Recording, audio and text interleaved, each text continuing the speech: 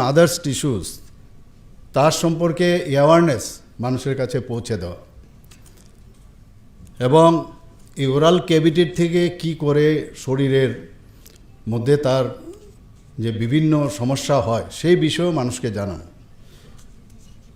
এবং এতে করে আমাদের ডেন্টাল সার্জনদের কিন্তু একটা বিরাট ভূমিকা।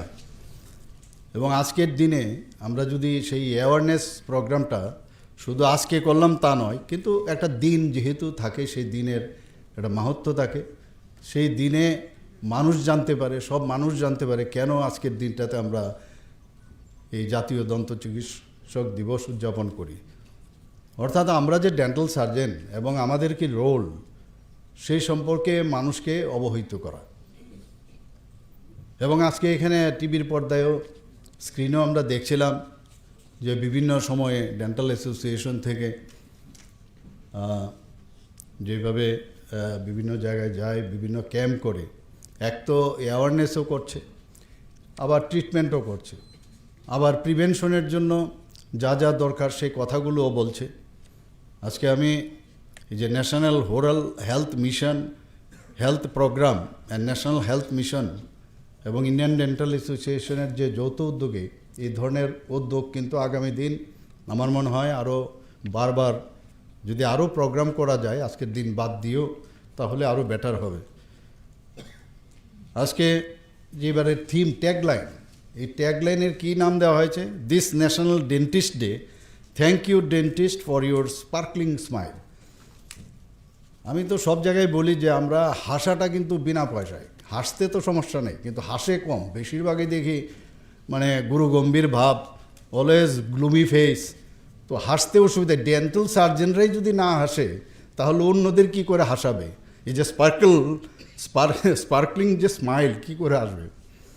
কাজের চাপে, কাজের বোঝায়, ওভারল্যাপিং অফ ডিফারেন্ট প্রেশার, অনেক সময় মুখের থেকে হাসি কিন্তু উড়ে যায়। তো আমাদের তো তবুও জোর করে আসতে হবে, জবরদস্তিও আসতে হবে। আর এর থেকে এই যে প্রেশার, আমি আরেকটা জায়গায় একটা বলতে বলেছিলাম যে প্রেশার রিলিজ করার একমাত্র উপায় হচ্ছে হাসি। ওই যে আমাদের হপকিন্স না কি আছে, হকিন্স যে প্রেশার দেখেন না, যখন প্রেশারটা বেড়ে যায় একটা আওয়াজ হয়, তো প্রেশারটা বেরিয়ে গেলে শান্তি।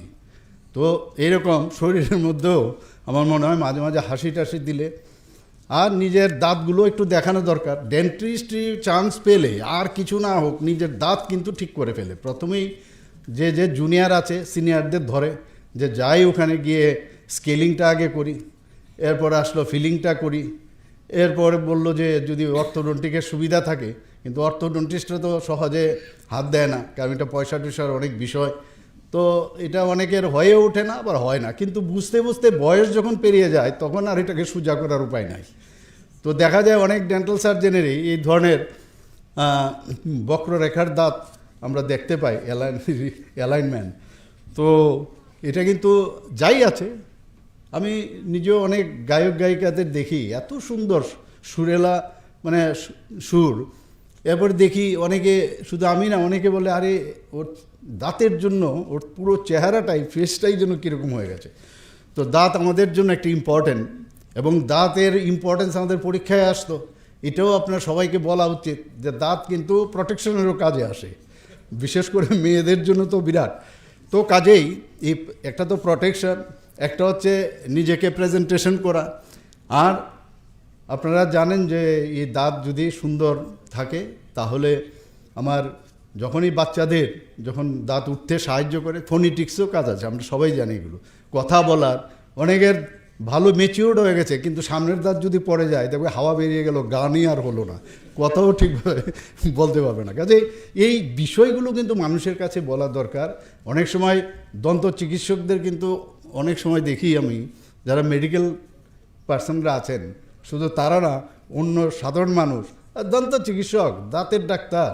তো এই যে বিষয়টা, আর আপনাদের তো আরেকটা সমস্যা হয়েছে এখন, যেহেতু ভারতবর্ষে আমার জানা নেই, এই নিয়ে আমিও কথাও বলেছিলাম, তো আমার বলার পরে বললো যে ভারতবর্ষের ইতিহাসে কোনো মুখ্যমন্ত্রী ডেন্টাল সার্জন হয়নি। যেহেতু আমি হয়েছি, কিন্তু বিরোধীরা আমাকে তো এমনিতে পারে না, কিন্তু ডেন্টিস্টরে কিন্তু বকে, মানে আমাকে যখন বকে নানাভাবে, ডেন্টিস্ট ও আমাদের কি রাজ্য চালাবে। তো তখন নানা রকমভাবে আর ওনার থেকে কি মেডিকেল শিখবো। তো প্রথমেই we are the soft target and কাজেই নিজের যে আমাদের সায়েন্সটা সেটা কিন্তু আমার উপর বর্তায় না, অ্যাজ এ হোল আপনাদের উপর সবার উপরে কিন্তু বর্তায়। আমার মনে হয় যে নচিকেতার যে এত বড় গায়ক, কি সুন্দর ডাক্তারদের এগেনস্টে যে অমানুষ ডাক্তার, কিছুদিন আগে দেখলাম নচিকেতা অসুস্থ হয়ে হাসপাতালে গেলেন, তো যারাও মানুষ হয়ে ওনার চিকিৎসা করলেন। তো আমরাও যারা এই ধরনের কথা বলে যখন ডেন্টাল চেয়ারে বসবে একবার স্মরণ করিয়ে দেবেন, আপনারা তো বলবেন না না আপনাকে তো বলিনি, ওই ডাক্তার মানিক শাহকে বলেছি। তো বলবেন যাইকেই বলুন, কিন্তু যে শব্দটা লাগিয়েছেন, যাই হোক আমরা মানুষ, আপনার চিকিৎসা করতে আমরা তৈরি আছি। আসুন মিরর দিয়ে দেখুন, আর মানে প্রোবটা দিয়ে ভালো করে দেখে নেবেন।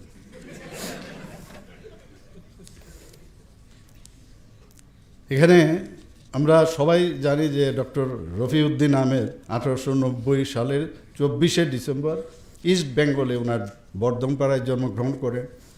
পিতার নাম ফৈজুন্নেসা মৌলভী সাফিউদ্দিন এবং উনি ডেপুটি কালেক্টর ছিলেন। আমি জানি না পুরো ডিটেলস, হয়তো বা doctor Roychowdhury already told or not, I can't remember. তো যাই হোক, তবু আমার বলতে হবে এখানে যে আমার কাগজপত্র দিয়েছে 1915 সালে মার্কিন যুক্তরাষ্ট্রের লোয়া বিশ্ববিদ্যালয় থেকে ডেন্টাল সার্জারির চিকিৎসক হিসাবে স্নাতক ডিগ্রি লাভ করেন। আমি যতটুকু মনে আছে, আমার ডক্টর আর আহমেদ ডেন্টাল কলেজ থেকে আমার কলিগরা অনেকে পাশ করেছে। আমি তখন আমাকে দেওয়া হয়েছিল পাটনাতে, ওরা আর আহমেদে পেয়েছে।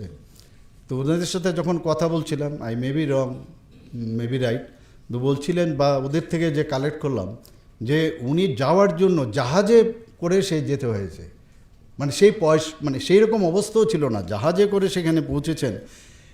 জেদ কিন্তু থাকতে হবে শরীরের ভিতর, জেদ যদি না থাকে, আর জেদের অর্থ এই না যে আমি গিয়ে একজনকে একটা কিছু আঘাত করলাম, জেদ মানে ভিতরে জেদ যদি না থাকে সামনের দিকে এগুলো অসম্ভব। তো ওনারা হচ্ছেন আমাদের কাছে একটা আদর্শ ব্যক্তি, লিজেন্ড ব্যক্তি। তাদের দেখেই কিন্তু আজকে আমরাও পথ চলার যে রাস্তা সেটা আমরা দেখতে পাই এবং দেখি। তো সেখান থেকে যখন স্নাতক ডিগ্রি লাভ করেন 1919-এ উনি কলকাতায় এসে উনি ডেন্টাল ট্রিটমেন্ট শুরু করেন। আমার মনে আছে যখন আমি গভর্নমেন্ট ডেন্টাল কলেজ পাটনার থেকে পাশ করে আসলাম, তো আগরতলায় যখন আসলাম, এসে ডেন্টাল চেয়ার লাগবে, আমার মনে হয় ফিজিওলজিক্যাল চেয়ার, আমি বোধহয় প্রথম ত্রিপুরাতে ফিজিওলজিক্যাল চেয়ার আনি। সেই কলকাতায় গিয়ে, আর সবকটাই কিন্তু চেয়ার সিস্টেম ছিল, সবাই ইউজ করতো তখন। আমি গিয়ে দেখলাম এই চেয়ারের, কোথায় বললো এটা কোথায়, হাওড়াতে নাকি বানায়, ফ্যাক্টরিতে গেলাম, কালারটা কীরকম হবে দেখে আসলাম। এখন আগরতলা আনতে গেলে এ তো আবার 2500 টাকা খরচ, যে আসবে তাকে 2500 টাকা দিতে হবে। তা আমি দেখলাম কিভাবে মোবিল ঢুকায়, কীভাবে এটাকে, কারণ পাঠাবে প্যাকেট করে আলাদা আলাদা করে। তো এই যে দেখে আসলাম, নিজেই কিন্তু ওই বড় বড় যেভাবে এক্স্যাক্টলি সেম ওয়ে আমি এটাকে উঠালাম, লাগালাম, এরকম 2-3 বার। কিন্তু আমার চেয়ারটা এখনও আছে, ভাঙেনি, প্রদীপ চেয়ার। মানে এখনের নতুন নতুন চেয়ার এসছে, সব ধুলিস্বাদ, কিন্তু ওইটা কিন্তু রয়ে গেছে একটা এন্টিক হিসাবে। তো এই যে মানে ইচ্ছা করলে কিছু জানার, কিছু করার, এখন তো মানে সেইভাবে গার্জিয়ানরাও অনেকটা তোলা করে রাখে আমাদের ছেলে মেয়েদের, কিন্তু আমাদের সময় তো নিজেদেরই self made person to some extent. Of course our fathers parents they have helped a lot financially as well as mentally or logistically, that is there. কিন্তু এর ভিতরেও অনেকে দেখি আমরা এক্সেপশনাল, আমরা এই যুগেরও অনেক ছেলে মেয়েদের আমরা দেখি। এবং 1920-তে সোডা ফাউন্টেনের নিউ ইয়র্কের, তাদের থেকে একটা আর্থিক সাহায্য নিয়ে প্রথম ভারতীয় ডেন্টাল কলেজ উনি কলকাতায় প্রতিষ্ঠিত করেন। উনি বলেছেন যে শিক্ষা রাষ্ট্রের দায়িত্ব, কিন্তু কেউ যদি এই দায়িত্ব না নেয় আমি বসে থাকবো না, আমি দায়িত্ব পালন করব। এই যে আমি যেটা বললাম যে জেদ একটা, এবং সেই আদর্শ নিয়ে উনি কিন্তু সেই ডেন্টাল যে কলেজটা সেখানে স্থাপন করেন। এবং 1925 সালে তিনি ইন্ডিয়ান ডেন্টাল জার্নাল প্রকাশ শুরু করেন। ভাবুন, আজকে আমরা কত জার্নাল, জার্নাল ইত্যাদি কত, এই তারা এই যে ফাউন্ডেশনটা তৈরি করেছে, এর জন্যই কিন্তু আজকে আমরা এই জায়গায় দাঁড়িয়েছি। এবং শুধু তাই নয়, এই জার্নালের উনি 1946-এ উনি সম্পাদকের দায়িত্ব পালন করেন। এবং প্রথম স্টুডেন্টসদের জন্য 1928-এ উনি হ্যান্ডবুক ডেন্টালের কীভাবে অপারেশন ইত্যাদি লাগবে তার হ্যান্ডবুক উনি প্রকাশ করেছেন। 1932 থেকে 1944 মানে 1932 থেকে 1944 পর্যন্ত উনি কলকাতা কর্পোরেশন কাউন্সিল এবং আন্ডারম্যান হিসাবে নিযুক্ত ছিলেন এবং 1949 সালে তিনি তার কলেজ পশ্চিমবঙ্গকে দান করে দেন এবং এটার নাম হয়েছে কলকাতা ডেন্টাল কলেজ। আমি শিওর যারা ওখান থেকে আহমেদের থেকে পাশ করেছে আমার সাথে একমত হবে যে ডাটা আমি পেয়েছি। তো পরবর্তী সময়ে এই কলেজের নাম যখন উনার নামে ডক্টর আর আহমেদ ডেন্টাল কলেজ এবং হাসপাতাল, এবং অত্যন্ত দুঃখের বিষয় এই এত পুরনো one of the oldest dental college in India. আমি তো মাঝে মাঝে শুনতাম এশিয়া, আমার জানা নেই, পুরো আমার কাছে ডাটা নেই যে এশিয়ার মধ্যে first dental college, maybe I don't know, কিন্তু পুরো ভারত যখন অখণ্ড ভারত ছিল এর মধ্যে প্রথম ডেন্টাল কলেজ আর আহমেদ ডেন্টাল কলেজ। কিন্তু দুঃখের বিষয় এই ডেন্টাল কলেজের যে অবস্থা 70 দশকে আমরা দেখেছি, ওফ বলা যায় না, ঢুকবো যে কখন বোম মারবে, কখন যে কাকে মারবে, এইসব আমরা ওই সময়ের যে সরকার ছিল পরবর্তী সময়েরও সরকার, অদ্ভুত এক অবস্থা সেখানে, এবং বিভিন্ন লোকের সাথে এদের সম্পর্ক থাকে। পড়াশোনার যে কি অবস্থা হতো, আমি মাঝে মাঝে গিয়ে তো আমি দেখেছি আমাদের ইভেন ত্রিপুরা রাজ্যের একজন যে ওখানে পড়ছিল তাকে পর্যন্ত স্টেপ করা হয়েছিল প্রায় 15টা না 20টা। মানে ভাবা যায় এই রকম কালচার ছিল ওয়েস্ট বেঙ্গলে। তো এই ডেন্টাল কলেজে এমডিএস হয়নি, নতুন নতুন কলেজগুলোতে কিন্তু পোস্ট গ্রাজুয়েশন স্টার্ট হয়ে গেছে। মানে what Bengal things today India things tomorrow, এই যে কথাগুলো ছিল এগুলো কিন্তু নষ্ট হয়ে গেছে। এখন কিন্তু আবার এমডিএস হচ্ছে।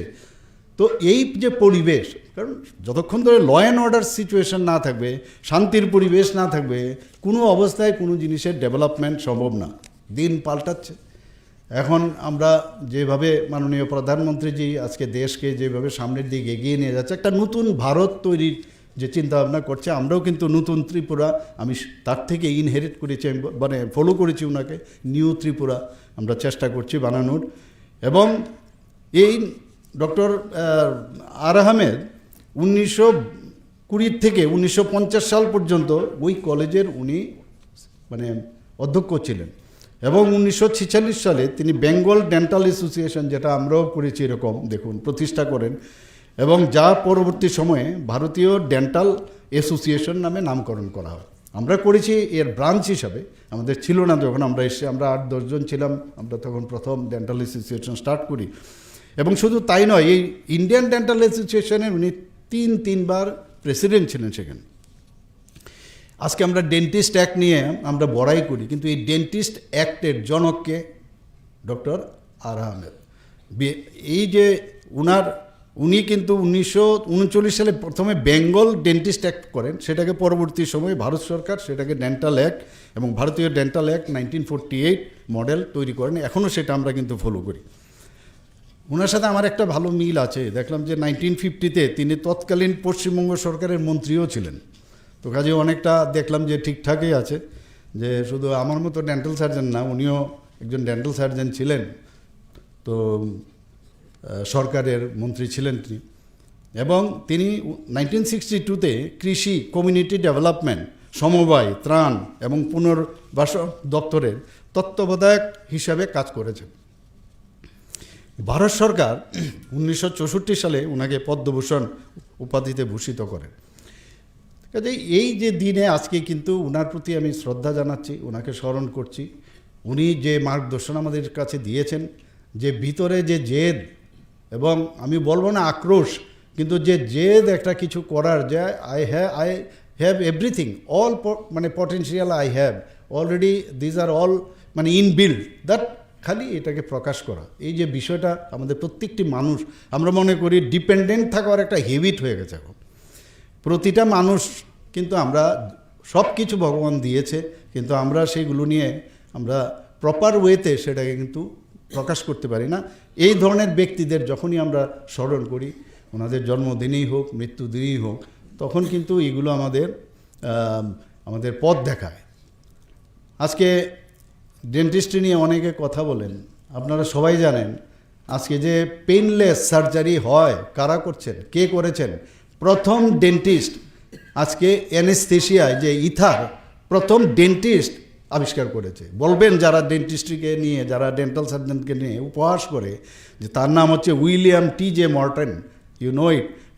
অ্যান্ড উনি modern surgical anaesthesia publicly demonstrated the successful use of inhaled ether on 16th October 1946 at Massachusetts General Hospital and revolutionized surgery by eliminating pain. Dentist কী কাজ করে বলবেন না? আমরাই তো মনে থাকে না, আরে তো মনে রাখতে হয়। এখন তো হাতের মুঠোয় আপনার আছে, ইচ্ছা করলে সব পেয়ে যাবেন, এআই কাজ করছে সব, এবং ডেইলি একবার করে এগুলো কথাগুলো মুখস্থ করবেন। আর যেখানে ডেন্টিস্টরা কিন্তু মাঝে মাঝে গপ কিন্তু মারার গপ খুব বেশিও করে, কিন্তু এইসব বিষয় নিয়ে বেশি গপ করলে বেটার হবে আমার মনে হয়, তাহলে মুখস্থ হয়ে যাবে আর মানুষের কাছে আপনার নিজের যে পার্সোনালিটি সেটাও ডেভেলপ করবে। আর এখন কিন্তু ওই অর্থোপেডিক্সের এরা কী বলে যে এমুক ইমপ্লান্ট তেমুক ইমপ্লান্ট, এবং আপনারা সবাই জানেন এই ইমপ্লান্ট কিন্তু ডেন্টিস্ট্রির থেকে প্রথম শুরু হয়। একজন অর্থোপেডিক্সের ডাক্তার ও ভয় পাচ্ছিল বিভিন্ন সাধারণত পশুদের উপরে সেটার তার করে প্রয়োগ করে, এবং একজন যিনি ভলেন্টিয়ার হয়ে এক ভদ্রলোক এসছেন তাকে, এবং এই ডেন্টাল ইমপ্লান্ট একটা অর্থোপেডিশিয়ান এবং রিসার্চার উনি কিন্তু সেই প্রথম ইমপ্লান্ট শুরু হয়। আর এই ইমপ্লান্টের যাত্রা শুধু ডেন্টালে না, সমস্ত জায়গায় আজকে ইমপ্লান্ট ছাড়া টাইটেনিয়ামের ইমপ্লান্ট উনি শুরু করেন সেখানে 20th century-তে। A Swedish physician, researcher and orthopedic surgeon placed the first successful titanium dental implant into a human volunteer, Sam Larson, who lived with the implant for over 40 years. দেখুন কত পরিশ্রম করে ওরা কাজ করেছে, আর আজকে আমরা সহজে এই ইমপ্লান্ট নিয়ে আমরা কাজ করছি। আমার মনে আছে প্রথম যখন কলেজে যাই তখন, এখন তো এরোটার দিয়ে কাজ করে সব, আমার মনে আছে 75 টাকা দিয়ে খরচ করে দোকানে গেলাম বানাতে, সে যে ফুড প্যাডেল ড্রিল, এটা কিন্তু আমার বাড়িতে অনেক দিন ছিল, আমি জানি না এখন খুঁজতে হবে এটা। এই ফুড প্যাডেল দিয়ে বা দিকেই করে হাত দিয়ে কাজ করতাম আমরা। তো এতে করে যে কেভিটি ওই সময় প্রিপেয়ার করেছি, এখন এই মডার্নাইজেশন ইউজ করে এত সুন্দর কেভিটি বানায় না, যে তার যে axial wall parallel to the central axis, এসব কোথায় আমি তো জানি না এখন, কারণ আমাদের কাছে ছিলই তখন অ্যামালগাম, এখন তো এইগুলোর এইভাবে দরকারও পড়ে না। তো এই foot pedal drill George F Green in 1870-তে উনি শুরু করেন, এবং পরবর্তী সময়ে ইলেকট্রিক যে ড্রিল শুরু হয়, এবং হায়ার স্পিড ড্রিল যখন শুরু হলো, কে করলেন এটা? আজকে এই যে আমরা এরোটারের কথা বলছি, সেটা জন বার্ডেন ইন 1950 তখন সেটা শুরু করেন, এবং এটাকে কমার্শিয়ালাইজড করেন। আমরা তো ডেন্টাল ফ্লস খুব বলি, ডেন্টাল ফ্লস আপনার তো জনসন অ্যান্ড জনসনের প্রথম ওরা নাইলনের তৈরি করে, এবং সেটাকে এটাকে ডেন্টাল ফ্লস হিসাবে ইউজ করেন বাই ডক্টর চার্লস সি বস। আমি তো ফ্লস তো ইউজ করি না, কিন্তু সুতো দিয়ে কত ডেন্টাল ফ্লস, আগে তো প্র্যাকটিসে পেতাম বিনা পয়সা, এখন তো তাও নেই, তো আমি সুতো দিয়ে ডেন্টাল ফ্লসিং করি, এবং দেখছি it is as good age nylon. কিন্তু নাইলনের একটা সুবিধা হচ্ছে সেটা ছিঁড়ে যায় না, তো এটা ছিঁড়ে গেলে বারবার রেল থেকে নিতে হয়, তো এটাকে যাই হোক যেভাবেই হোক এটা আমরা অ্যাডপ্ট করি। তো এইগুলো হচ্ছে ইতিহাস আমাদের জানা উচিত, এবং নতুন নতুন এখন জিনিস আসছে। আজকে তো আগে আমরা একটা এক্সরে হবে ডেন্টালের, IOPA মুখস্থ করো, চলো ওই দোকানে যাও, ইন্ট্রাওরাল পেরিএপিক্যাল এক্সরে। আর এখন আমাদের কোথায় ডিজিটাল এক্সরে হয়ে গেছে, লেস রেডিয়েশন, তাছাড়া instant imaging for better assessment. Intraoral camera, ভাবুন আপনারা আজকে intraoral camera, tiny cameras for detail views of the inside the oral cavity. Clear aligner, orthodontist এখানে আছে, নিশ্চয়ই আছে, তোরা বুঝবে যে স্ট্রেটেনিং অফ ডিসক্রিট টিথ, এগুলো তো আমাদের সময়ে ছিল, কিন্তু আমরা এগুলো আমরা হাত দিতে দিত না, এরকম অবস্থা। 3D printing, I don't know senior যারা এখানে ডেন্টাল সার্জনরা ওটা ইউজ করে কি না, আমি তো ইউজ করিনি, কিন্তু কলেজে যেহেতু এসছে এবার আমি একবার দেখলাম, চেষ্টা করলাম বুঝবার। তো এখানে যিনি আছেন আমি দেখতে পাচ্ছি, she is also there, so I told her that you please give me some lessons on this. So one day I will go, I will try to find out some time, because জানার শেষ নেই, জানতে অসুবিধা কী, শিখলাম অসুবিধা কী। তো 3D printing এটা কিন্তু একটা মানে সাংঘাতিক বিষয়টা। এটা কোনো কলেজের মধ্যে বা কোনো ক্লিনিকে একটা 3D প্রিন্টিং আছে, দ্যাট মিনস যে for creating crowns, implants and aligners in office. একটা নতুন এখন বেল স্কোপ, যে বেল স্কোপ একটা স্পেশাল লাইট ওরাল কেভিটিতে যদি দেওয়া যায়, তাহলে সেই ওরাল কেভিটিতে ক্যামেরা এত পাওয়ারফুল যে ক্যান্সারের আগের থেকে দেখা যায়। আমি তো ওরাল ক্যান্সার নিয়ে অনেক কাজ করেছি, বহু পেশেন্ট এখনও আসে, মুখের ভিতরে এত লিজন থাকে আমাদের। ক্লিনিক্যাল আইস কিন্তু বিরাট একটা, যে যত বেশি এক্সপোজার থাকবে, আমরা গতানুগতিক ওই একটা লিজন দেখলাম, ওই ডেন্টো জেল অয়েনমেন্ট আর নতুবা ইমুক অয়েনমেন্ট এটা লিখে ছেড়ে দিলাম, আর সাথে সাথে অন্য কিছু করি। কিন্তু চেহারা দেখলে এটা কিন্তু বোঝা যায় যে অ্যাবনর্মাল হতে পারে কিনা, এটা স্কোয়ামাস সেল কার্সিনোমা কিনা। তো আগের থেকে এই যে ক্লিনিক্যাল আইস যেটা, এই যে ক্যামেরার যেটা তো ঠিক আছে, এটা তো মেশিনারি, নিজের চোখের যে এবং ব্রেনের সাথে যুক্ত করে যে তার যে মানে সেটাকে বোঝা এবং পেশেন্টের বেনিফিটের জন্য এই এক্সপোজার কিন্তু খুব দরকার। অনেক দেখেছি আমি, আলটিমেটলি দেখা যায় ওই এসব ওষুধ দিতে দিতে ওর স্কোয়ামাস সেল কার্সিনোমা, মেটাস্টেসিস এবং পেশেন্ট মারাও যায়। আর ওরাল ক্যাভিটির এখানে কথাও হয়েছে, আমাদের সেক্রেটারি সাহেব বলছিলেন যে ওরাল ক্যান্সার এখন প্রচুর বেড়েছে, এর জন্য আমাদের বিভিন্ন জায়গায় স্ক্রিনিংও হচ্ছে। কিন্তু স্ক্রিনিংয়ের সময় সিনিয়র যারা আছেন ওদেরকে সাথে কথা বলা, খালি মানে হোয়াইট প্লাককে দেখলাম আর সাবমিউকাস ফাইব্রোসিসের কিছু দেখলাম, কিন্তু চোখের ক্যামেরা কিন্তু সবচেয়ে স্ট্রং, এবং সেটা আসবে উইথ ইওর এক্সপিরিয়েন্স। তার উপর ভিত্তি করে ওই পেশেন্টের ভাগ্য নির্ধারণ করে আগে থেকে যদি আমরা পেশেন্টকে ঠিকভাবে ইয়ে করতে পারি, তাহলে অনেক আমরা বেটার ট্রিটমেন্ট আমরা দিতে পারি, প্রিভেনশন করতে পারি। টুথব্রাশেরও আরেকটা কাহিনী, টুথপেস্টের আমি নাই বললাম, টুথপেস্ট নাকি অনেকে বের করেছে, অনেকের নাম আমি দেখতে গিয়ে দেখলাম, টুথপেস্ট গিয়ে আর বলছি না, কিন্তু স্পেসিফিক এই যে 1780 উনি যে প্রথম যে উইলিয়াম এডিস ইংল্যান্ডে অ্যারাউন্ড 1780-এ উনি ফার্স্ট মডার্ন টুথব্রাশ উনি ইনভেন্ট করেছেন। ব্রাশ আর টুথপেস্ট আমাদের তো সবসময় একে অপরের অঙ্গাঙ্গিভাবে জড়িত। প্রপার ব্রাশিং টেকনিক আমি এখনও জানি, যারা প্রাইভেটেও করে বা হসপিটালও থাকে, প্রপার ব্রাশিং টেকনিক একটা ডেন্টাল তার যে হাইজিন এবং বা আগামী দিনের কেরিজ বা ইত্যাদি থেকে, পেরিওডন্টাইটিস এইসব থেকে যদি বাঁচতে হয়, জিঞ্জাইভিটিস থেকে, প্রপার ব্রাশিং যদি একটা লোক জানতে পারে, তার থেকে প্রায় ধরুন 70% বেটার হবে তার ডেন্টাল এবং তার মানে অ্যারাউন্ড মানে this dental areas, all the tissues কীভাবে, কারণ তার মাসাজিং হয়, কোথার থেকে ব্রাশের কীভাবে কোন দিকে যাবে। আমরা তো অনেককে দেখি উপরে নেয় আবার নিচে আনে, উপরে আনে নিচে আনে, বলে ব্রাশ হয়ে গেছে, তাহলে কী হলে তার তো জিঞ্জাইভাল অ্যাটাচমেন্টটাই আবার চলে যাচ্ছে। এই যে ওয়ান ওয়ে ব্রাশিং এবং সেটাকে ধৈর্য ধরে বুঝানো, বহু পেশেন্ট নিজেরও কিন্তু আমি জানি ডেন্টিস্ট্রিতে যারা একবার এসছে দেনো মডিফাইড ব্রাশিং টেকনিক ইত্যাদি বহুত আমরা শিখেছি, কিন্তু ক্লকওয়াইজ, এন্টি ক্লকওয়াইজ, মানে ফ্রম আপার টু ডাউন এবং ডাউন টু আপ, তো এগুলো নিজের উপর যেহেতু আমরা করি, আমাদের ওই নিজের অভিজ্ঞতার নিরিখে নিজের ফ্যামিলিকেও বোঝানো, দেখানো। আমরা নিজেদের ফ্যামিলিদেরই কেয়ার করি না, আর পেশেন্ট তো দূরস্থ, যে ঠিক আছে ব্রাশ করছে তো বলা উচিত আর এইভাবে ব্রাশ করা উচিত। তো ব্রাশের টেকনিকে কত লাভ হয়, পরিষ্কার পরিচ্ছন্নতা এভরিওয়্যার ইজ ম্যান্ডেটরি, যে কোনো জায়গায়। আজকে এখানেও যদি অপরিষ্কার থাকে হলঘরে, তাহলে ধীরে ধীরে এখানেও কিন্তু সমস্যা হবে।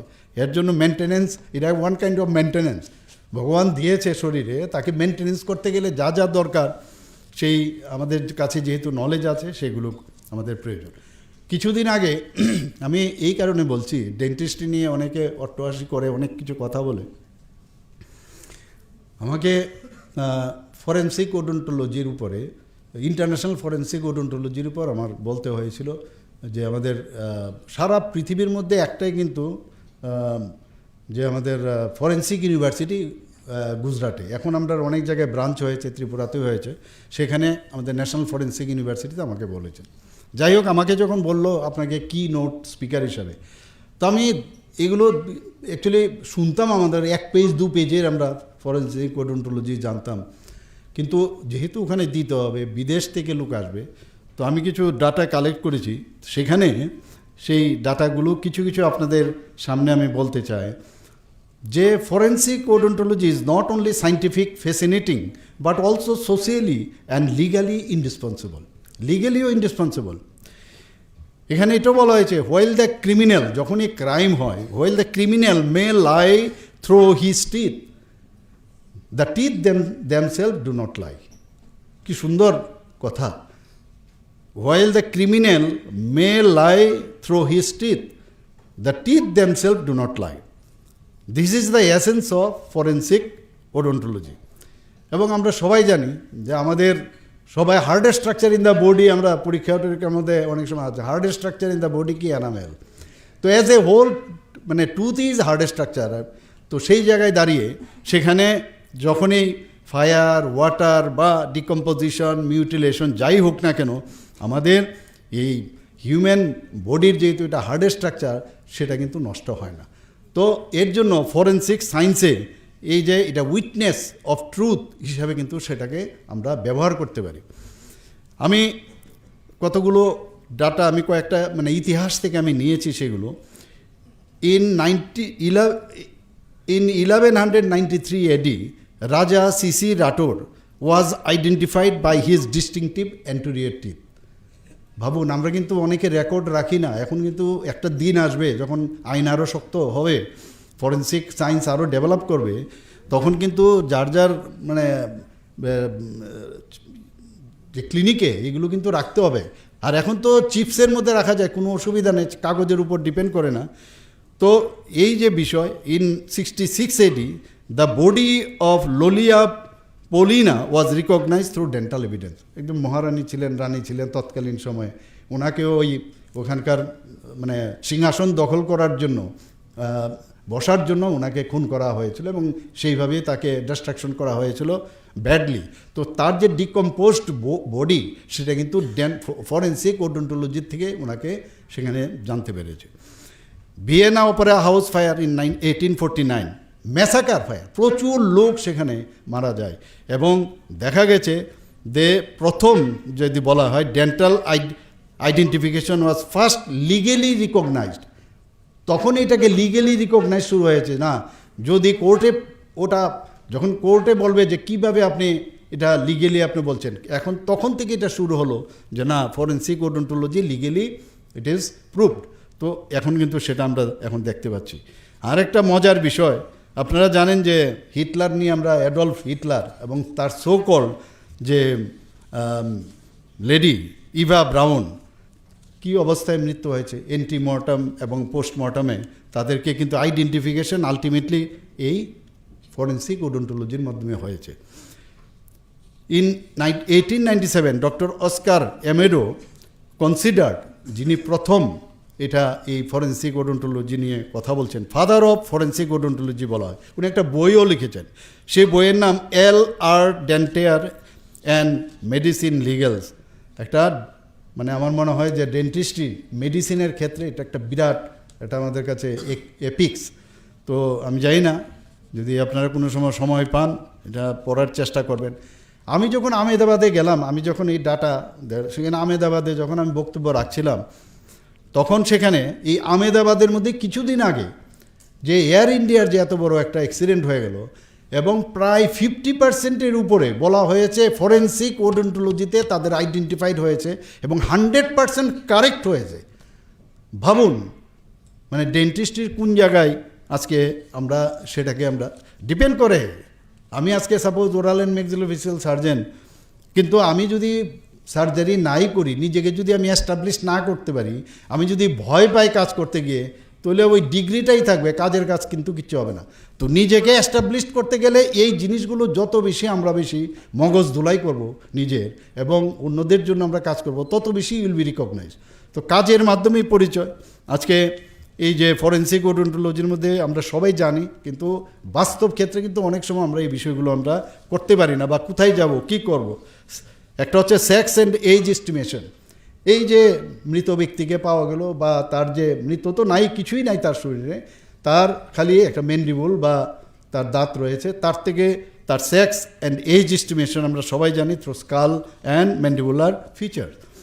রেস ডিটারমিনেশনও করা যায়, রেস কোন রেসের হতে পারে সেটাও কিন্তু আমরা ডিটারমিনেশন। ফর এক্সাম্পল, যারা সাউথ আফ্রিকার বা নিগ্রো, তাদের দেখবেন ম্যান্ডিবল কিন্তু প্রগনেটিজমের থাকে। তো এই যে ম্যান্ডিবল এবং মেক্সিলার সাথে, তাতে করে এটা সন্দেহ হয় যে ওই জায়গার হতে পারে তা। তো এইগুলো এবং নেজাল যে সেফালিক অ্যান্ড নেজাল ইন্ডিসেস, কীরকম নেজাল কন্ডিশন তার, এটা কি বড় নাকি, তো রেস টু রেস ডিফার করে কিন্তু অনেকে নেজাল যে এন্ট্রি বা তার যে স্ট্রাকচার। আমরা অনেক সময়, যেটা আমি একটু আগে বললাম, যে ফিলিং করি, ক্রাউন ব্রিজেস এবং প্রস্থেসিস, এগুলো কিন্তু এখন ম্যান্ডেটরি হওয়া উচিত প্রতিটা ক্লিনিকে। এবং কে তার বয়স কত, তার এজ কত, কি ফিলিং দিয়েছিলাম, কোন দাঁতে করেছিলাম, এগুলো থাকবে। কোনো দিন আমরা চাই না কোনো পেশেন্টের মানে কোনো কিছু খারাপ হোক, কিন্তু যখন এই ধরনের যে কোনো কারণে অনেক কিছুই হতে পারে, তো এইগুলো যখন থাকবে, পুলিশ যখন যাবে এবং ফরেন্সিক পিপুল যখন খবর নিতে যাবে, তা এখানে কিন্তু বিরাট একটা হেল্প কিন্তু চলে আসে। এবং আমাদের যে তার থেকে ডিএনএ এভিডেন্স, ডেন্টাল থেকে ডিএনএ এভিডেন্সও পাওয়া যায়। আজকে ওপিজি এবং প্যানোরামিক রেডিওগ্রাফ এটা backbone of modern forensic odontology. শুধু তাই নয়, in mass disasters like 2004 Indian Ocean tsunami, over 90% of identification in Southeast Asia were made through dental records. আমি নিজেই জানি না আমরা কত কিছু করতে পারি। Bite mark analysis in case of assault, abuse and homicide with 3D bite mark analysis and computerized overlays, precision has greatly improved. Age estimation in both the living and deceased useful in legal disputes, child labor or immigration cases. Criminal investigations where bite marks or dental remains link the accused to the crime scene. তো এইভাবে even যারা human rights ওয়ার্কে যারা যুক্ত আছে, সেখানেও war, terrorism, এইসব ক্ষেত্রেও কিন্তু, এবং বিভিন্ন ক্যালামিটি যেটা আমি বললাম, সেখানে ডেন্টিস্ট্রি একটা বিরাট রোল।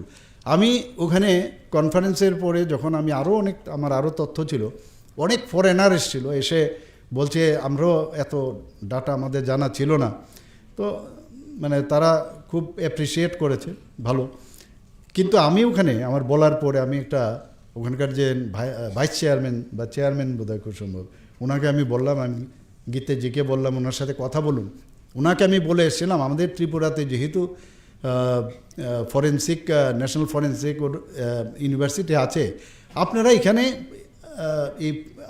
এখানে ফরেন্সিক ওডোন্টোলজির উপরে স্টার্ট করুন। এটা লাভটা কি? ফরেন্সিক ওডোন্টোলজির সারা এই যে ফরেনাররা এসেছিলেন, তারা বলছে আমাদের এখানে ম্যান পাওয়ারের খুব শর্টেজ, এবং একটা ইউনিভার্সিটি আছে সেখানে 1-2 কলেজের তারা ট্রেনিং পাচ্ছে। তা আমি ওনাদেরকে বললাম যে আমাদের এখানে যেহেতু ডিসিআইয়ের মাধ্যমে আমাদের এখানে ফরেন্সিক করে আলাদা এখন অবধি তো শুরু করেনি, আমি জানি না এনডিসি হয়তো বা আগামী দিনে স্টার্ট করতে পারে, চেষ্টাও করব। কিন্তু আমি বললাম এখানে ন্যাশনাল যে ফরেন্সিক ইউনিভার্সিটি আমাদের এখানে হয়েছে, সেখানে এমএসসি যদি আপনারা স্টার্ট করেন ফরেন্সিক, এবং আমাদের যারা ডেন্টাল সার্জনরা আছে তারা কিন্তু এমএসসি সেই কোর্সে ভর্তি হতে পারে। উনি বললেন যে খুব ভালো আইডিয়া আপনার। উনি সাথে সাথে লুকও পাঠিয়েছেন, এখানে ফলো আপও করছি, আমি কথাও বলেছি, যদি হয় তাহলে সারা পৃথিবীর মধ্যে এত ডিমান্ড, তো এখান থেকে যদি ডেন্টিস্ট্রি থেকে তো তাদের সুবিধাও হবে, যে কেউ যদি ইন্টারেস্টেড হয় এই সাবজেক্টে, তাহলে এটা আগামী দিন দেখা যাক, চেষ্টাই তো করব। আমি বলছি না যে হয়েই যাবে, চেষ্টার যত করব তত বেশি। আমি জানি না আপনারা বোর হচ্ছেন কি না, otherwise I will stop here, if you want then I can go head. কি বোর হচ্ছেন কি রানা আদেশ? এই আমি যখন স্বাস্থ্য দপ্তরে আমার দায়িত্ব পেলাম, আপনারা দেখেছেন যে আমি যখন জিবিতে আমি গিয়েছি, আমি গিয়ে দেখতাম আমাদের এভরিথিং উই হ্যাভ, সব কিছু আছে আমাদের, এমন কোনো জিনিস নাই, তারপরেও যেন মনে হয় যে কিছু একটা মিসিং আউট। তো কী ব্যাপার, যে কারণে আমি কয়েকটা ত্রিপুরার বাইরে হরিয়ানা এবং অনেক কয়েক জায়গায় শেয়ার করেছিলাম। এইমসের যিনি ডাইরেক্টর আছেন মিস্টার শ্রীনিবাস না, তো ওনার সাথে আমি কথা বললাম, কারণ উনি একজন মানে এইমসের সারা ভারতবর্ষের মধ্যে একজন অন্যতম পেডিয়াট্রিক সার্জন, কিন্তু ওনার মেইন যে চয়েস সেটা হচ্ছে মানে হসপিটাল ম্যানেজমেন্ট। তো ওনার সাথে আমি কথা বললাম যে ত্রিপুরাতে আপনি আসুন, ওনার ফুল টিম এসছে। তো 15ই অক্টোবর ওনারা দেখে গেলেন কীভাবে ম্যানেজ করার জন্য, হসপিটাল ম্যানেজমেন্টের জন্য। আমাদের ত্রিপুরার একজন স্টুডেন্ট ওনার আন্ডারে পড়ছেন, সেখানে পোস্ট গ্রাজুয়েশন ডিগ্রি এমডি দেওয়া হয়। তো আমি বললাম ওকে পাঠিয়ে দিন আমাদের এখানে। এবং একটা হসপিটাল চালাতে গেলে কিভাবে চালাতে হয়, আগে যেমন ওই 7 মাসের জন্য মানে আমরা ত্রিপুরা গভর্নমেন্ট থেকে আমরা পাঠাতাম ফেলোশিপে, কোনো লাভ কিচ্ছু হয় না, কিন্তু এখন এই ধরনের আসে। তো ওনার সাথে আমি যখন দিল্লিতে যাই, আমাদের অফিসাররাও ছিলেন সেখানে, 15 অক্টোবর 2025 ওনাদের সাথে আমরা মুভ করি। আগরতলা গভর্নমেন্ট মেডিকেল কলেজে যখন যাই, মাটিতে শুয়ে থাকে পেশেন্ট, মাটিতে শুয়ে থাকে, দেখতেও খারাপ লাগে। পত্রপত্রিকায় ওখানে সাংবাদিক বন্ধুরা আছেন, প্রায়ই লেখালেখি করেন। তো যাওয়ার পরে দেখলাম যে কিভাবে মানুষ মানে যারা থাকবে এখানে, তো 727 ছিল, সেখান থেকে আজকে প্রায় ডাবল, প্রায় 1413টার মতো বেড আমরা করেছি। আমি মেডিকেল সুপারিনটেন্ডেন্ট এবং সেক্রেটারি সাহেবকে বলেছি যে আরও বাড়াতে হবে, তো প্রায় 100 আসন আরও বাড়াতে যাচ্ছে। এর মধ্যে critical care block and communicable disease centre দুটো এবং স্পেশাল ওয়ার্ড আমরা এর মধ্যে ভিত্তিপ্রস্তর স্থাপন করেছি। এছাড়া digitally launching telemedicine linkage with AIIMS সেটা স্টার্ট করছি আমরা। যেটা আমি বলছি যে আগের থেকে পেশেন্টের, কারণ অনেক সময় কী হয়, পেশেন্ট তাদের জায়গা জমি বিক্রি করে বা যাবে, ফ্লাইটে যাবে বা ট্রেনে যাবে, প্রচুর পয়সা খরচা করে যায়। তো যেহেতু টেলিমেডিসিনের মাধ্যমে পেশেন্টও থাকবে, পেশেন্টের পার্টিও থাকবে, এবং তার যে সমস্যাগুলো যিনি কনসার্ন ডক্টর সে আগেই যে মানে কনসার্নড যে স্পেশালিটি আছে তার কাছে পাঠিয়ে দেবে, সে আগের থেকে তার হিস্ট্রি বা কী ট্রিটমেন্ট চলছে জানবে। এবং 5,000 টাকা করে মোস্ট প্রবলি দেওয়া হবে একটা সিটিংয়ে। এতে করে কিন্তু অনেক জিনিস পেশেন্টেরও কিন্তু অনেকটা মানে তার মধ্যেও কিন্তু কনফিডেন্স ডেভেলপ করবে, না আমি ওখানে গিয়ে হয়তোবা ওই ডাক্তারবাবুকে দেখাতেই পারতাম না, আর এখান থেকে ঘরে বসে টেকনোলজি ইউজ করে আমি সেই কাজটা করতে পারছি। অলরেডি সেটা শুরু হয়েছে পিজিআই লখনৌতে, সেটাও আগামী দিন হবে। আরেকটা বিষয়, একটা ডিপার্টমেন্ট থেকে এক ডিপার্টমেন্টে ওই যান refer to surgery, refer to dentistry, এরকম হয় না মেডিসিন, এখন inter departmental referral system short film IDRS সেটাও আমরা স্টার্ট করেছি।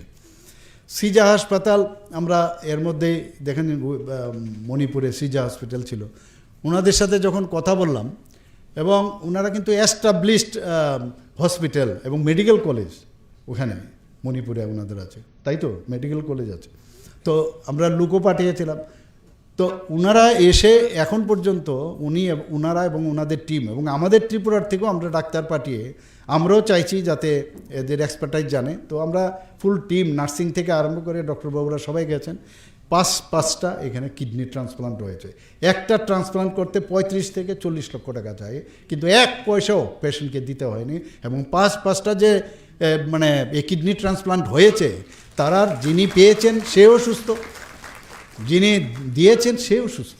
আমরা প্রথম দিকে আমরা চাইছি যে একদম মানে যাতে 100% সাকসেস রেট আসে, একদম দেখে আমরা ট্রিটমেন্ট করছি। ডিজিজ পার্সন থেকেও কিন্তু নেওয়া যায়, অলরেডি মারা গেছে তার থেকেও কিন্তু কিডনি নেওয়া যায়। সেটা নেক্সট স্টেপে যখন এটা একটা সেন্টারটা এরকম হবে যে না মানে এইভাবেও মানে আমরা করতে পারবো, মানুষের মধ্যে একটা অন্য ধারণা যেন না হয়, সেটাও আগামী দিন হবে। যেহেতু ওরা এরকম তাদের অ্যাকাউন্টেবিলিটি দেখিয়েছেন, তাদের পারফরমেন্স দেখিয়েছেন, এর জন্য ওরা জায়গা চেয়েছে। মণিপুরের অবস্থা ভালো না, তো আমরা এখানে প্রায় এখানে ভেটেরিনারি কলেজের সাথে সেটাও অনেক সমস্যা, তারপর তো ওনাদেরকে জায়গা দিলাম। সমস্যা থাকবে যখনই ডেন্টাল কলেজ করতে গিয়ে কত সমস্যা আপনারা সবাই জানেন, যাতে না হয় কত রকমের কথা। একজন জনপ্রতিনিধি প্রধানমন্ত্রীজিকে চিঠি লিখেছেন যে আরে এই GMC Agartala government medical college তো গেল, কি ব্যাপার, এখানে সার্জারি, মেডিসিন, মানে অ্যানাটমি এগুলোর ফ্যাকাল্টি দেখানো হচ্ছে ডেন্টাল কলেজে। তো কেউ যদি অজ্ঞান হয়, আমি কী করে বুঝাবো ওনাকে? আমি যখন পরের দিন মাননীয় প্রধানমন্ত্রীজি আগরতলা আসবেন, আর আমি যখন এই খবরটা আসলো পিএমও অফিস থেকে, আমি গাড়ি করে যাচ্ছিলাম মেঘালয়ে গাড়িতে বসে বসে, দ্যাট ডে ওয়াজ সানডে, আমি যেহেতু ডিসিআইয়ের মেম্বার ছিলাম, আমি অফিস খোলালাম। কারণ মুখে বললে হবে না, না এরকম হয় না, কাগজপত্র না দিলে তো হবে না, কারণ প্রধানমন্ত্রীর সাথে একই ফ্লাইটে কিন্তু আমার আগরতলা আসতে হবে for inauguration of dental college এবং উই অ্যালং উইথ আদার্স। তো সেই জায়গায় এগুলো করে যে কোনো ডেন্টাল কলেজের এটা রাইট যে মেডিকেল যা কলেজ থাকলে সেখানে তাদের ফ্যাকাল্টি যারা আছে তারা কিন্তু এই ডেন্টাল কলেজ তারা পড়াশোনা করাবে। তো সেটা যখন আর এটা প্রধানমন্ত্রীজি তো আর আমাকে জিজ্ঞেস করছে না, ওনার অফিস থেকে অটোমেটিক্যালি খবর যায়, না ইট ইজ ক্লিয়ার। সেইভাবে সেই এখানেও নানাভাবে চেষ্টা করেছে, সিজাকে কী করে জায়গা দিচ্ছে, এমুক দিচ্ছে, মানে ঘুম থেকে ওঠে তো আর কাজ নেই, খালি ফল্ট ফাইন্ডিংস, বসে বসে কাজ করার থেকে অকাজের কাজই বেশি। তো সেই জায়গায় আজকে আমরা তাদের দিয়েছি প্রায় 900 কোটি টাকা, ওরা ফেজ ওয়াইজ ওনারা ওখানে সুপার স্পেশালিটি শুরু করতে যাচ্ছে, ভূমি পূজন হয়েছে। তো আমরা মানুষ এখন আসছে ত্রিপুরাতে, এখন ত্রিপুরার আমরা মৌ করেছি মোহন ফাউন্ডেশনের সাথে, যাতে আরও যেসব লিভার, হার্ট ট্রান্সপ্লান্ট সেগুলো করা যায়। আগরতলা গভর্নমেন্ট, এই সরকার যে মানবিক, এর কয়েকটা উদাহরণ আপনাকে দিচ্ছি, যে মাত্র 10 টাকার বিনিময়ে যারা পেশেন্ট আছে, পেশেন্ট পার্টি, ওরা অনেক সময় বসে থাকে কোথায় খাবে, হসপিটাল, আমি নিজেও সেটার ইনোগ্রেশন করেছি, 10 টাকার বিনিময়ে দুপুরের খাবার মোটামুটি চলে, সেই ব্যবস্থা এখনও আজকের তারিখে আমি খবর নিয়েছি সেটা চলছে এখানে। আজকে আমরা বাজেটে ভারত মাতা ক্যান্টিন ও নাইট শেল্টার, সেটা আমরা যেমন বলেছি, অনেক সময় বলেন বিরোধীরা, বলে কোন কাজটা করে। কালকেও আমি গিয়েছি খোয়াইয়ে, সেখানে আমরা বলেছি 8টা ডিস্ট্রিক্টের ডি এডিকশন সেন্টার আমরা খুলব, সেখানেও তার ভূমি পূজন হয়েছে। 30 প্রতিটা যে ডিস্ট্রিক্ট আছে at the rate of 20 crore আমরা খরচ করব। আর তো অন্য প্রায় 113 করোড় ওখানে প্রজেক্ট, আমি কিছু তো ডাইরেক্ট সেখানে ইনোগ্রেশন করেছি, ভিত্তিপ্রস্তর করেছি। তো এরা তো চোখে দেখে না। তো আমি একবার বলেছিলাম, ওই একজন যে বিরোধী দল নেতা আছে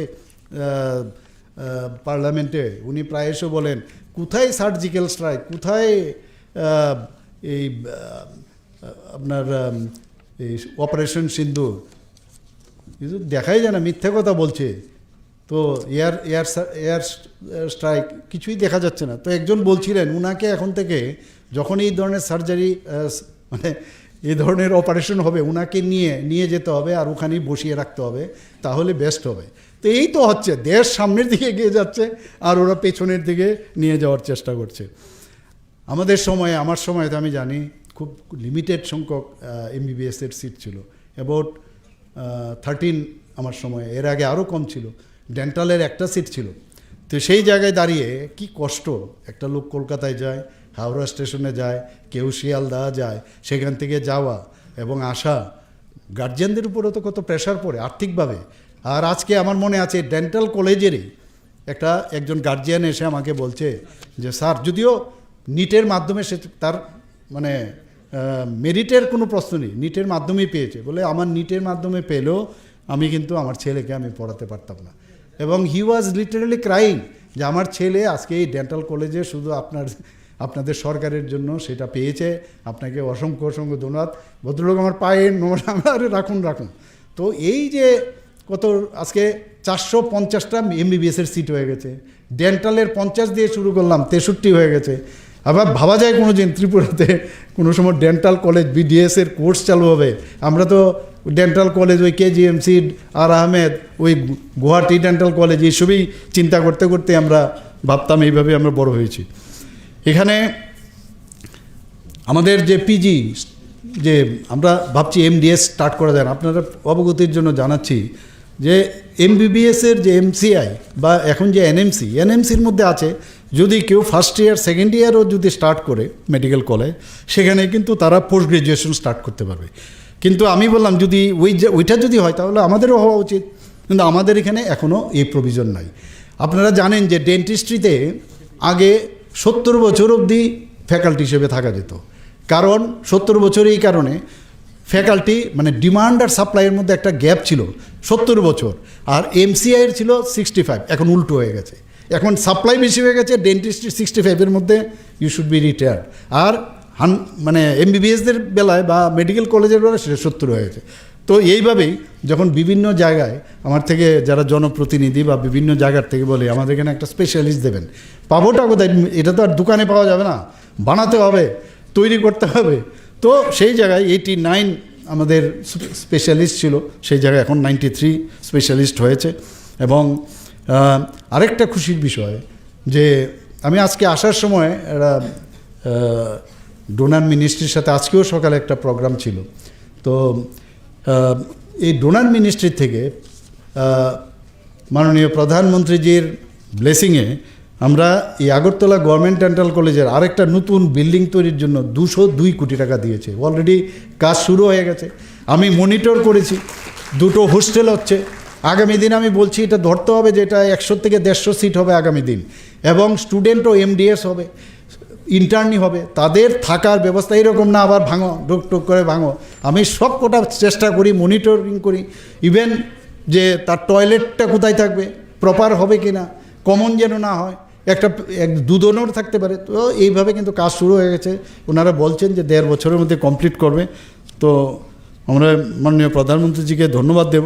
আমাদের 3D printing lab, laser treatment, regional pharmacy institute, BSc nursing, তাছাড়া সরকারি ও বেসরকারি স্তরে এএনএম জিএনএমের কোর্স এখানে শুরু হচ্ছে। এতে করে বাইরে যাওয়ার যে একটা কথায় বাইরে যাওয়ার যে একটা প্রবণতা ছিল পেশেন্টের, সেটা কিন্তু অনেকটা কম হয়েছে। আপনাদের অবগতির জন্য আমি জানাচ্ছি, কিছু দালালও কিন্তু হসপিটালের সামনে থাকে। কিছু হলে নর্থে আপনি দেখবেন আর এইখানে ট্রিটমেন্ট হয় না, যা নর্থে যাও, এই শিলচর যা এরকম বলে। কিন্তু এই দালালদের একটু দেখবেন। আর আমাদেরও একটা সমস্যা কি, যখনই দেখি মনে হয় যে এটা একটা কমপ্লিকেটেড বিষয়, অথচ আমি যে কাজটা জানে তার কাছে রেফার না করে আমি বলে দিলাম আরে চলে যাও বাইরে।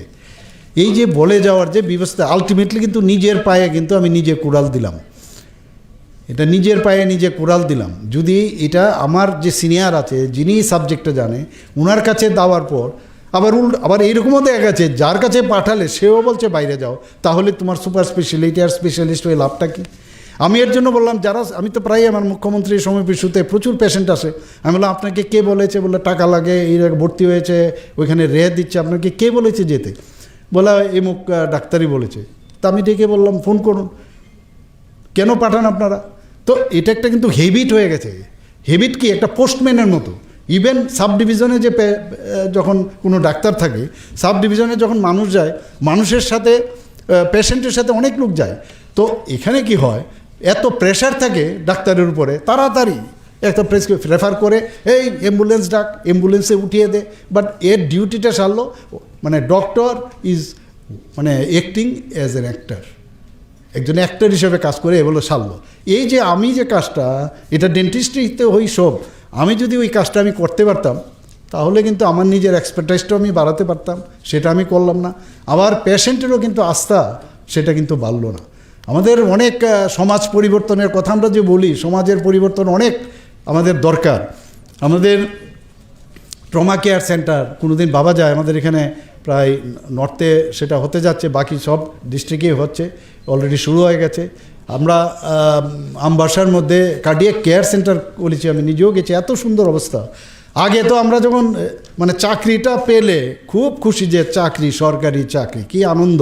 কিন্তু ওই চিত্রটা আমাদের কাছে এইরকম, কোথায় যখন বসতে দিল একটা ভাঙা চেয়ার, একটা হাতল লক লক করছে, হয়তো বা ভেঙেই আছে, আর একটা টেবিল আছে সে কাঠের, তার যে ভাঙা কোনো রকমের নড়বড়াই, এর উপরে সিস্টার কি করলো, এই যে পর্দা কেটে তার উপরে একটা এই মানে টেবিল কাভার দিয়ে দিল। এই তো পিকচার ছিল আমাদের, মানে এই আর কোনো রকমের তাড়াতাড়ি সেরে পেশেন্ট দেখে বেরিয়ে যাও।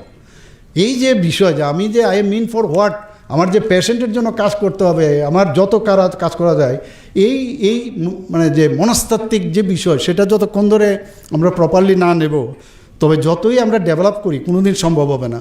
আমাদের নিজের জায়গায় নিজের চেয়ার, ডেন্টাল চেয়ার আমি পরিষ্কার রাখবো না, আমার যন্ত্রপাতি খারাপ হয়ে আছে, আমি কি করুম? আরে খারাপ হয়ে গেছে, আমি কী করবো, সরকার কত করব, তুমি করো, তুমি পরিষ্কার রাখো এটাকে। এই যে আমার নিজের জিনিস, আমি এখানে কাজ করছি, নেক্সট যে আসবে সেও কাজ করবে। আমি দেখি একের সময় যাই, আমি ডেন্টালের যখনই কোনো হসপিটালে যাই আমি প্রথমেই ঢুকি ডেন্টালে। এত সুন্দর সফিস্টিকেটেড ডেন্টালের দেওয়া হচ্ছে, ক্যামেরা পর্যন্ত আছে বহু জায়গার মধ্যে, সব কিছু আছে। তো এটা কিন্তু মেনটেন্যান্সের দায়িত্বটা কিন্তু তাদের নিতে হবে। আমি রিকোয়েস্ট করব যে সবাই এই বিষয়ে নজর দিন, কারণ বারবার কেনা একটা ডেন্টাল চেয়ারের দাম আছে, ইউনিটের দাম আছে সমস্ত, তো সেটাকে মেনটেন নিজের যখন ক্লিনিকে থাকে সেটা কিন্তু দিনের পর দিন চলছে, বছরের পর বছর। হসপিটালে হলে সেইভাবে কিন্তু আমরা নজর দিই না। আমাদের প্রধানমন্ত্রী জন আরোগ্য যোজনা 100% আমরা টার্গেট করেছিলাম। আমরা এখানের মধ্যে যে ক্যাপিং আছে সেই ক্যাপিং অনুসারে 100%-এ প্রায় এতে করে 250 কোটি 47 লক্ষ টাকা অলরেডি যারা সেটেল করেছে, যাদেরকে পয়সা আমরা দিয়েছি। এখন সারা ত্রিপুরার মধ্যে অনেকে আছে, একটা যেমন বিপিএল ক্যাটাগরি তারাই খালি পাবে, এরকম কিছু ক্যাপিং আছে। আমরা ডিসিশন নিলাম যে মুখ্যমন্ত্রীর জন আরোগ্য যোজনা একইভাবে যে 5 লক্ষ টাকা প্রতি বছর প্রতিটা ফ্যামিলিকে দেওয়া হবে, উই হ্যাড স্টার্টেড।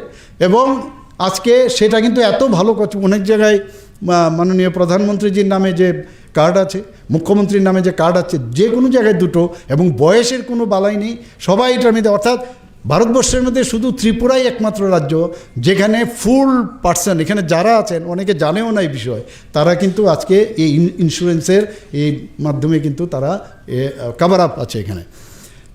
এখানে 26 কোটির উপরে অলরেডি সেটেলমেন্ট হয়েছে। 1128টি Ayushman Bharat health and wellness centre আমরা 2024-25 চালু করেছি। মাদার অ্যান্ড চাইল্ড সবচেয়ে ইম্পর্ট্যান্ট আমাদের জন্য। বোর হচ্ছেন কি আপনারা? বলেন। আর আরে আমাকে বললে অসুবিধা নেই, আমি স্টপ। যদি বলেন না ভাল লাগছে না তাহলে, কারণ আমিও যখন বসতাম এই রুমে লাগতে কী বক বক করছে, কি বলছে। হ্যাঁ, যাই হোক, একটু আমি শেষ করে দেব। তো এই যে মাদার অ্যান্ড চাইল্ড, সেখানেও ডোনার মিনিস্ট্রির থেকে আমরা প্রায় 192 করোড় পেয়েছে, সেখানেও ভূমি পূজন হয়েছে, কাজ শুরু হয়েছে। বিশ্রামগঞ্জে এটা কিন্তু একটা হচ্ছে ডি এডিকশন সেন্টার, আর একটা হচ্ছে যে নেশামুক্তি, যারা বিশ্রামগঞ্জে যারা রিহেবিলিটেশন সেন্টার, তাদের জন্য আমাদের মাননীয় প্রধানমন্ত্রীজি আমাদের যে ডোনার মিনিস্ট্রি থেকে প্রায় 121 কোটি 90 লক্ষ টাকা দিয়েছে। আমরা বারবার চোখের বিষয়ে বহুত লোক আসে, আর চোখের এখানে কিচ্ছু হয় না, যাই বাইরে যায়, রেটিনা স্পেশালিস্ট নাই। তো আমি বারবার শুনতে এরকম হয়ে গেছে, আমি গীতেশ সাহেবকে বললাম যে আরে এইসব তো হবে না, চোখের জন্য বাইরে যাবে কেন? তো আমরা আইএলএসে যাওয়ার বা দিকে যে জায়গাটা সেটাকে এয়ারমার্ক করেছি, সেখানে আমরা 100 বেডেড একটা মানে টার্সিয়ারি আই হসপিটাল আমরা করতে যাচ্ছি, যাতে করে মানুষ না যায়। সেটাকে নিয়েও আমি যখন বসলাম, এখন কথা হলো অনেক সময় কি হয়, যখন আই হসপিটাল হবে তো আর্কিটেক্ট তো বড় বড় করে বানিয়ে নিল, কি বানালেন, দেখা গেলো 5টা ওটি, মানে অদ্ভুত। আমি বললাম 5টা ওটি আই হসপিটালে কী হবে?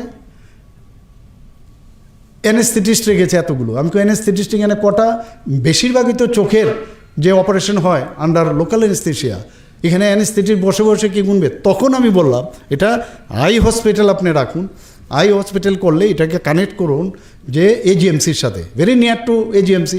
তো এজিএমসির যারা এ ধরনের কোনো কারণে এখন জেনারেল অ্যানেস্থেশিয়া লাগবে, আইয়েরও অনেক সময় জেনারেল অ্যানেস্থেশিয়া লাগে, তখন তারা ওখান থেকে এসে এটাকে আমরা এনএমসির মধ্যে দেখাবো, this is our hospital, this department as well as this hospital you can consider as AGMC's branch. তো এইভাবে আমরা করছি, যেহেতু আমি জানি বিষয়টা, এখানেও কিন্তু আমি প্রচণ্ড মনিটর করি। অনেক সময় ইঞ্জিনিয়াররা বিরক্ত হয়, কিন্তু সামনে তো আর সাহস পায় না বিরক্ত হলেও, কিন্তু আমি বলি যে এটা ঠিক করো, এটা এইরকম হয় না, তুমি কিভাবে এতগুলো রুম করলে, দরকারই না। 100 বেডেড হসপিটাল চোখে কত, 100 বেডেড কী করা হবে? কিন্তু ভাষণে লেখা 100 বেডেড হবে কোনো দিন, হতেও পারে আগামী দিন, এত চোখের পেশেন্ট, কিন্তু সাধারণত কী হয়, অপারেশন করলেও পরের দিনই চলে যায়। তো সেগুলো আমি সেইভাবে কাজ করছি এখানে। মুখ্যমন্ত্রী সুস্থ শৈশব সুস্থ কৈশোর অভিযান 2025 সালে এবার 8th টাইম আমরা সেটা করছি, যাতে, কারণ prevention is better then cure. আমাদের আগামী দিনের যারা শিশু তারাই আমাদের ভবিষ্যৎ। সেই জায়গায় 1 থেকে 19 বছর বয়সী যারা আমরা টার্গেট করেছি এই বছর, প্রতি বছর, গত বছরও 100% টার্গেট কিন্তু আমরা ফুলফিল করেছি। সেখানে এবার আমি সেটা ইনগরেশন করেছি, প্রায় 10,59,000 যারা শিশু এবং কিশোরী তাদেরকে অন্তর্ভুক্ত করা হয়েছে। এদেরকে কি দেওয়া হয়? এদেরকে এক তো মানে কোন মানে কলেজে হয়, স্কুলে হয়, বাড়ি বাড়ি গিয়ে তাদেরকে এই ধরনের যে কৃমিনাশক tablet, vitamin A, ORS plus zinc, iron, folic acid ইত্যাদি। স্টপ ডায়রিয়া ক্যাম্পেইন একটা আমরা শুরু করেছি। সেটা কি? প্রথমে আগে আমরা বিশেষ করে আমরা যদি আমবাসা বা ধলাই ডিস্ট্রিক্টে, এটা একটা পেরিনিয়াল কিন্তু প্রবলেম ছিল, ডায়রিয়া, মৃত ডায়রিয়া। এখন কিন্তু এগুলো দেখা যায় না, এমনিতে হচ্ছে না কিন্তু, বিকজ আমরা ওইগুলোকে অ্যাড্রেস করি, তবেই সেটা সম্ভব হয়েছে। এবং 2025 সালের জুন মাসে আমরা এই স্টপ ডায়রিয়া ক্যাম্পেইন আমরা শুরু করেছি। সেটা 8টা জেলার মধ্যে 5 বছরের যারা নিচে প্রায় 3 লক্ষ যারা শিশু আছে তাদেরকে টার্গেট করেছি। এবং এটার উদ্দেশ্য হচ্ছে যে শিশু মৃত্যু যাতে শূন্যে নামিয়ে আনা যায়, তার জন্য এই অভিযান। আমরা শুধু তাই নয়, আপনারা অনেক সময় হার্টের প্রবলেম থাকে, আমার কাছে অনেক পেশেন্ট আছে বাচ্চাদের, তাদের জন্মগত যে হার্টের প্রবলেম, হৃদরোগের প্রবলেম, তাদের বিনামূল্যে অপারেশনের আমরা ব্যবস্থা করেছি, তাদের ট্রিটমেন্টের ব্যবস্থা করেছি। অ্যাপোলো হাসপাতাল চেন্নাইয়ের সাথে আমরা মৌ করেছি। এবং এখন পর্যন্ত এই রাষ্ট্রীয় বাল স্বাস্থ্য কর্মসূচি, যেটা RBSK, এর মধ্যে 2টো আমাদের অপারেশন মানে খুব সুন্দরভাবে এই অপারেশন হয়েছে। এখন তার জন্য স্ক্রিনিং দরকার, স্ক্রিনিং যত বেশি হবে আরও জানা যাবে। তো এই স্ক্রিনিংয়ের জন্য IGM হাসপাতালে 2018 সাল থেকে ইকোকার্ডিওগ্রাফি ব্যবহার করে এই স্ক্রিনিংয়ের মাধ্যমে এবং RBSK-র মাধ্যমে সে চিকিৎসা এখন পাচ্ছে। এই যে শিশু স্বাস্থ্য স্ক্রিনিং আরও যত বেশি, আমরা দেখেছি যখন কোভিডের সময় যত বেশি স্ক্রিনিং হবে তত বেশি কিন্তু বেরিয়ে আসতো। এক্স্যাক্টলি সেম এখানে আমরা নিজেরাও জানি না whether I have been attacked by HIV or not. HIV কিন্তু উপসর্গ বোঝা যায় না। HIV-র এর জন্য যত স্ক্রিনিং করা যায় তত বেশি আমরা বুঝতে পারবো। তো স্ক্রিনিং খুব ইম্পর্টেন্ট। তো এই HIV যখন ঠিক সময়ে যখন ধরা না পড়ে, আমরা যদি ডায়াগনোসিস না হয়, আলটিমেটলি এইডস হয়। আর এইডস হলে আপনারা জানেন। তো এই বিষয় নিয়েও আমরা বিশদভাবে বিভিন্ন ক্যাম্পেইন আমরা করি, যে ওর যে অটো ইমিউন সিস্টেম সেটা কমপ্লিটলি ডিস্ট্রাকশন হয়। প্রথমেই যে HIV-র কাজই হচ্ছে তোমার শরীরের যে আসল যে WBC সেটাকে আঘাত করা, সেটাকে নষ্ট করে। এবং অন্যান্য অপরচুনিস্টিক যে রোগগুলো আছে, সেটা টিউবারকুলোসিস হতে পারে, অন্য যে কোনো এসে সেই কারণে পেশেন্ট মারা যায়। তো এই ন্যাশনাল হেলথ মিশনে এখানে 48টি মোবাইল স্বাস্থ্য পরিষেবার দল চালু আছে এবং বিভিন্ন জায়গায় ওনারা যাচ্ছেন। আমাদের 2025 সালের জানুয়ারিতে বিলুনিয়ার থেকে আমাকে প্রায়ই বলতো যে এখানে একটা MCH ক্লিনিক বা হসপিটাল শুরু করার জন্য। তো 2025 সালে আমরা MCH উইং সেখানে আমরা শুরু করেছি। আমাদের ত্রিপুরা বিদ্যাজ্যোতি প্রকল্পের আওতায়, যেটা সেক্রেটারি সাহেব বলেছেন অলরেডি, প্রায় 90,000 যারা শিক্ষার্থী। এটা একটা অদ্ভুত যে স্টুডেন্টদের স্কুলে গিয়ে, এবং এখানে ডক্টররাও কিন্তু ইনভলভ আছে এবং নিয়মিত সেটা হচ্ছে কিনা আমি মনিটরিংও করি। এবং 125 স্কুলে বিদ্যাজ্যোতি প্রকল্পে শুরু হয়েছে এবং অন্যান্য স্কুলগুলোকে আমরা আগামী দিনে সেগুলোকে কভার করব।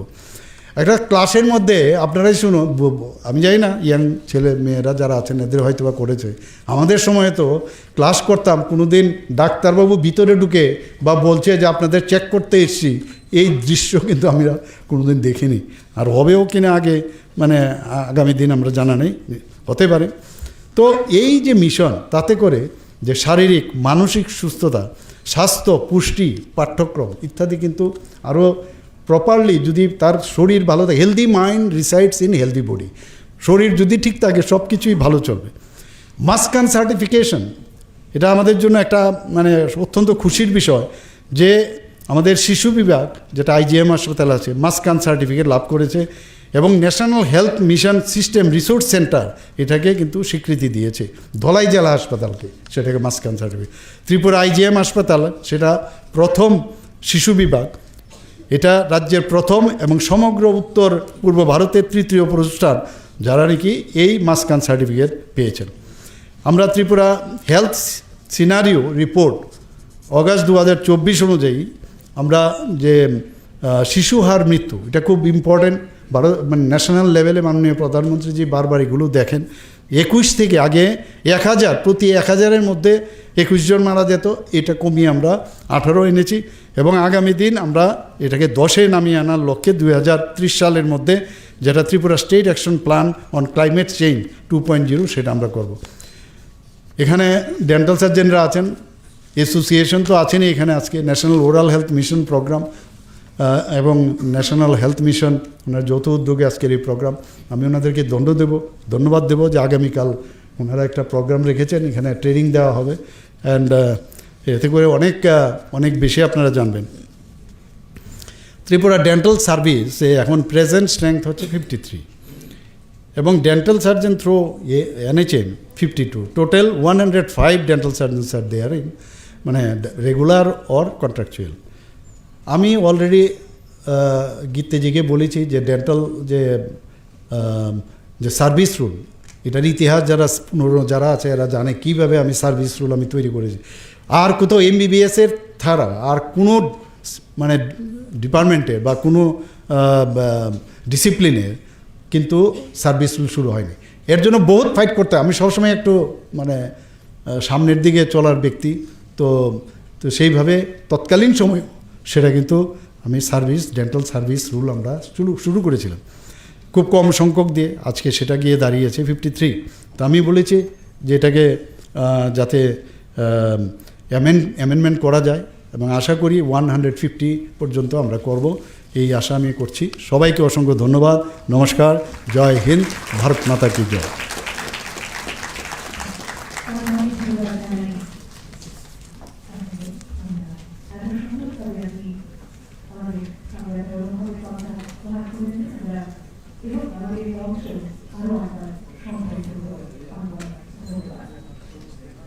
Gratitude companies in the center here. I'd like to invite Dr. Bhashwar Roy Vishwas, Organizing Secretary and Port Annual Dental Conference, IDA to the State Branch, to deliver the whole of that.